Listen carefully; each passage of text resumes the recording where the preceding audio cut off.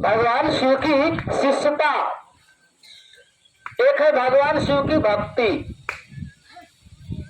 ये दो बात हो गई, भगवान शिव भक्ति, भगवान शिव की शिष्यता।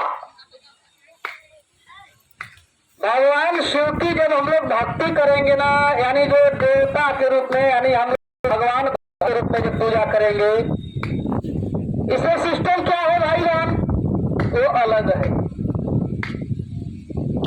शिव की शिष्यता, इसका सिस्टम क्या है, ये अलग है।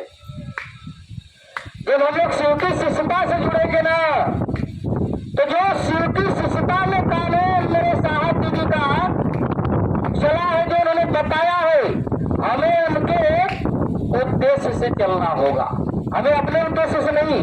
अब हम लोग जिस परिवार से जुड़ रहे हैं, वो शिशिष परिवार मेरे साहब दीदी ने बनाया है, और इस शिशिष परिवार का नियम है, कानून अगर इसमें चलेगा तो मेरे महादेव और मेरे साहब दीदी का चलेगा, दूसरे किसी का नहीं चल सकता। मेरे साहब दीदी क्या कह रहे हैं, शिव की शिष्यता ग्रहण करनी है हम लोगों को, तो इसमें हम लोग को किसी चीज की जरूरत है। जैसे हम लोग शिव को गुरु बनाएंगे तो किसी की जरूरत है, हाई स्कूल इंटर पास रहेंगे तब गुरु बनाएंगे, या बीए कर ले रहेंगे तब गुरु बनाएंगे? नहीं 10 बोरा गेहूं 10 बोरा चावल रहेगा तभी गुरु बनाएंगे? नहीं ना,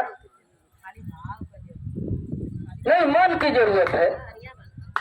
मेरे साहब दीदी ने क्या कहा, आपका मन इस बात को स्वीकार अगर कर रहा है कि नहीं शिव मेरे गुरु, ये जान लीजिए कि शिव आपके गुरु होकर के रहेंगे, इसमें कोई संदेह नहीं है, ये मेरा वादा है। मेरे साहब कह रहे मेरा वादा है, मैंने महादेव से वादा किया और मेरे महादेव ने मुझसे ये कहा है, हरिंदर जो कहो तुम वो कहो, जो कर रहे हो कहो। मेरे साहब पहले भी कहा करते थे, और जब महादेव ने कह दिया ना, इसमें इतना पावर आया, इतना पावर आया, इतनी ऊर्जा आई ना, कि ये ऊर्जा हम लोग देख रहे हैं कि कितनी ऊर्जा है, कितनी ताकत है।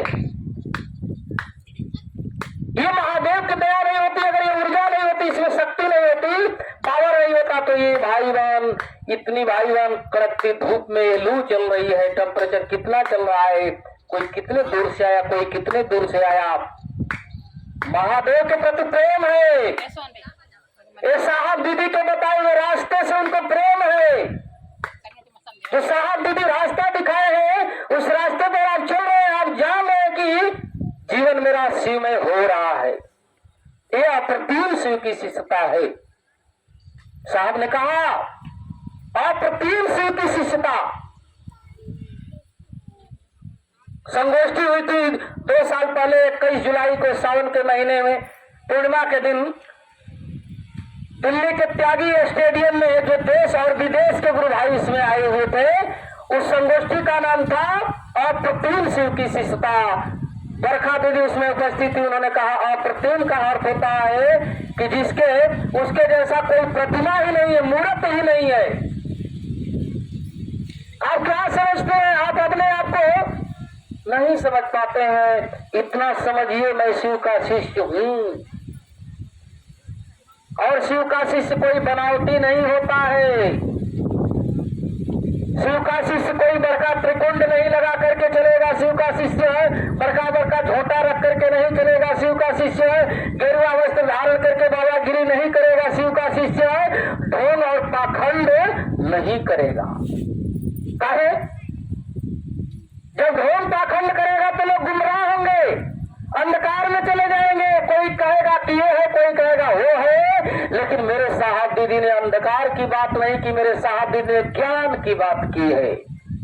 अंधकार वो है कोई जो बता दिया, आपके दिमाग को भ्रमित कर दिया, आपके दिमाग को अपने तरफ मोड़ दिया, और अपने तरफ मोड़ करके आपको भ्रमित करके आपको लूटने का काम वो करेगा, आप गुमराह हो जाएंगे।